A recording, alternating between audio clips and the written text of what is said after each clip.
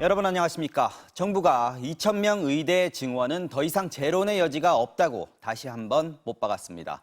의대 교수들의 집단 사직이 다음 주로 다가오면서 정부는 상급 종합병원에 군의관과 공중보건의를 추가 지원하고 개업한 의사들까지 투입하겠다고 밝혔습니다. 송재원 기자의 보도입니다. 정부 대책은 다음 주 월요일에 맞춰졌습니다. 전국 의대 교수들이 사직서를 제출하고 진료를 축소하겠다고 밝힌 시점입니다. 오는 25일 전국 60여 개 의료기관에 군의관과 공중보건의를 각각 100명씩 추가 투입합니다. 앞서 지원한 166명까지 합치면 총 413명이 됩니다. 의료계 집단 행동으로 촉발된 의료 공백을 메우는데 힘을 보탤 인력입니다. 또 활동하지 않는 50세 이상 의사 4,100여 명이 진료에 나설 수 있게 시니어 의사 지원센터도 개설하기로 했습니다. 여기에 수련병원에서 요구할 경우 이미 개업한 개원의들이 전공의 대신 근무할 수 있도록 예외를 인정하기로 했습니다. 정부는 2,000명 증원과 배분 결과에 대해선 재론의 여지가 없다고 못 박았습니다. 국가가 인력 수급과 관련하여 정책적으로 결정하는 사항으로 대학이 임의로 정원을 변경할 수 없습니다. 의료계 일부에서 수시 원서 접수가 시작되는 9월 전에 정원을 바꿀 수 있다는 주장이 나오자 이를 부인한 겁니다. 대신 정부는 이탈한 전공의들을 향해 면허 정지가 내려질 다음 주 이전에 복귀 의사를 밝히면 처분에 고려하겠다고 밝혔습니다. 또 의대 교수들에게는 조건 없이 대화에 나서라고 제안했습니다. MBC 뉴스 송재원입니다. 서울 강북을에 나설 민주당 후보가 등록 마감일인 오늘에야 최종 결정됐습니다. 두 번째 경선 승자인 조수진 변호사가 논란 끝에 오늘 새벽 사퇴했고 이 자리에는 한민수 당 대변인이 전략 공천됐습니다. 결과적으로 박용진 의원이 배제되고 친명계 후보가 발탁된 건데 이재명 대표는 제기된 계파 논란을 일축했습니다. 신재웅 기자입니다. 목발 경품 발언에 이어 거짓 사과 논란으로 공천을 취소당한 정봉주 전 의원에 이어 민주당 서울 강북을의 두 번째 후보로 선출됐던 조수진 변호사. 초등학생 여아 성폭행 가해자를 변호하면서 2차 가해 등 의혹에 휩싸인 끝에 오늘 새벽 사퇴 의사를 밝혔습니다. 언제나 의료인을 위해 최선을 다했지만 국민들이 바라는 눈높이와 달랐던 것 같다며 완주하면 논란이 계속될 것 같다고 했습니다. 경선으로 선출된 후보들이 연거푸 낙마하자 민주당은 검증 부실을 시인했습니다. 여러분들께서도 사정을 잘 아실 겁니다. 한 20여 분 정도가 이제 공천 신청을 했고요. 그 부분을 이제 공직자 검증에 이렇게 준해서 하기는 시간이 좀 촉박했었죠. 결국 선관위 후보 등록 마감 6시간 정도를 앞두고 민주당 서울 강북을 최종 후보는 친 이재명계로 분류되는 한민수 대변인이 전략 공천됐습니다.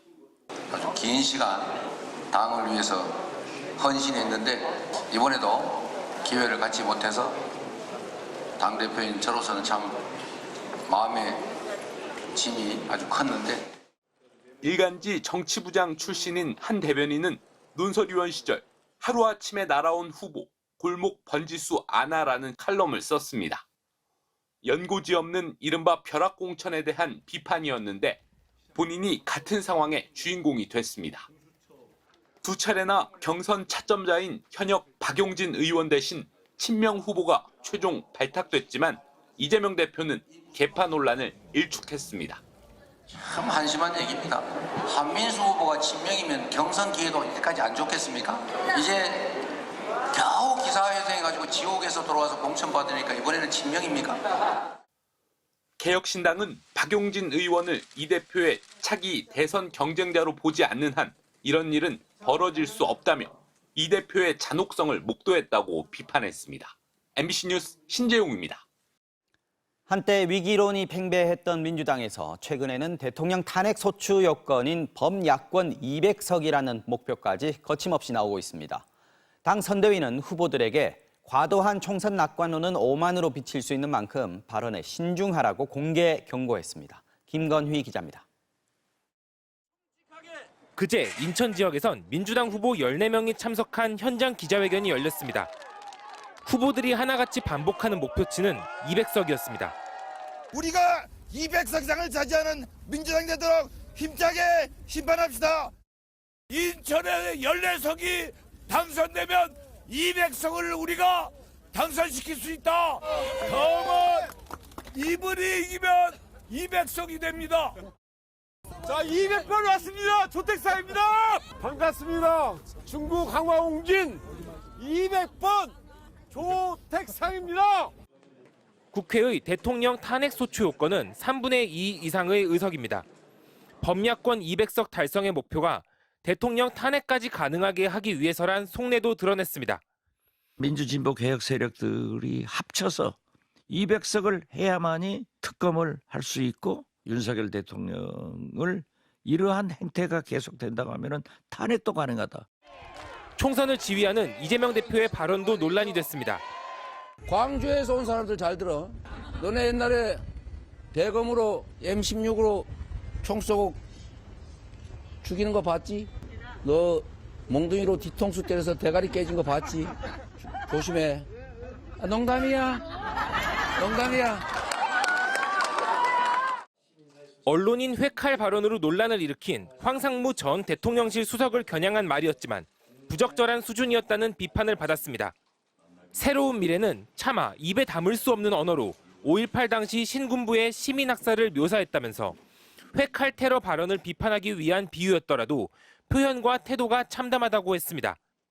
민주당 선거대책위원회는 후보들 사이에 급격히 번지는 총선 낙관론에 대해 공개 경고에 나서면서 선거에 악영향을 끼치는 발언이 확인된다면 즉각 엄중 조치에 나서겠다고 거듭 강조했습니다. MBC 뉴스 김건희입니다.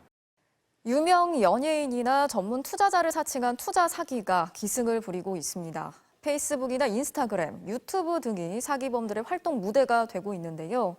이런 투자 사기에 얼굴을 도용당한 유명인들이 오늘 기자회견을 열었습니다. 이들은 정부 당국과 플랫폼 업체에 대해서 적극적인 대처를 촉구했습니다. 정한솔 기자가 취재했습니다.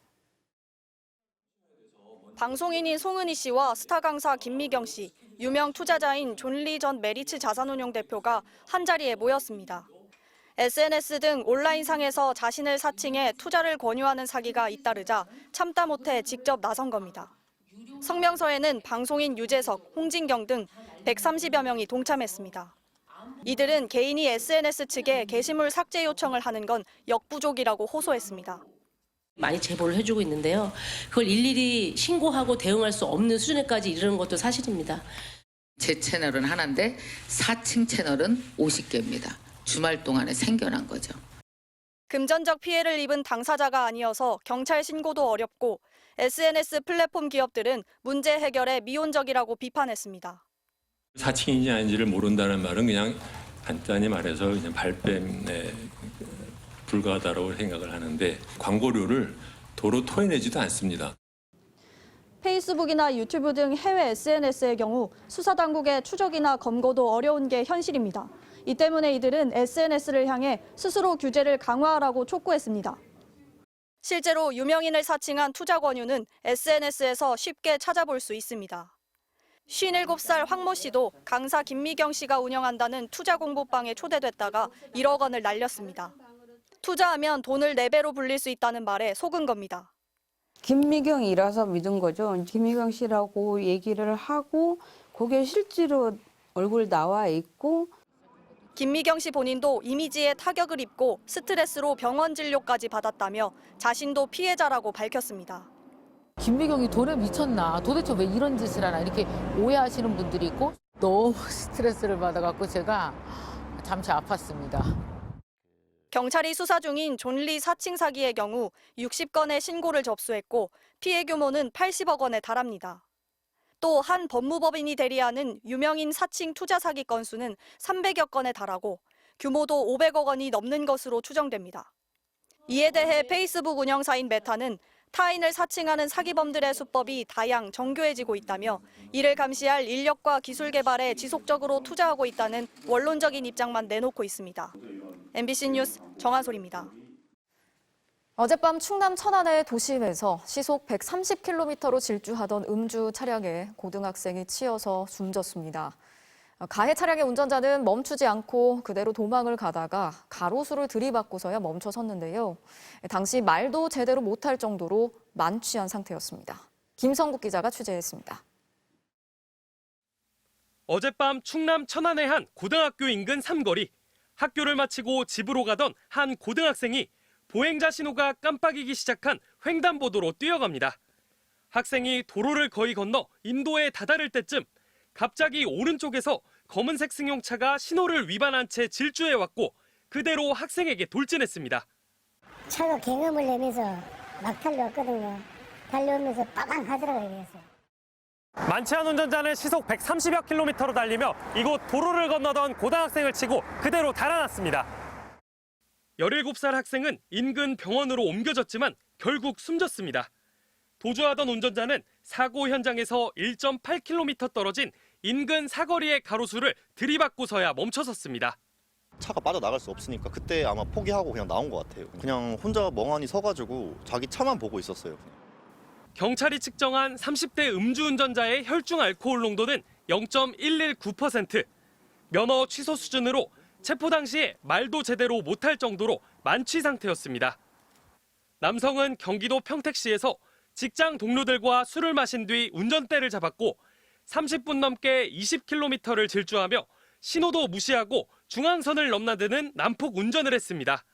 사고 현장에는 음주 차량의 난폭 운전을 목격하고 뒤쫓아온 운전자도 있었습니다. 그분을 차를 추월하면서 앞으로 가로막으면서 브레이크를 계속 밟고 차를 거의 세우다시피 해놓고 막 도망갔다고 하더라고요. 경찰은 남성에 대해 특정범죄가중처벌법상 도주치사와 음주운전 등의 혐의를 적용해 구속영장을 신청할 방침입니다. MBC 뉴스 김성국입니다.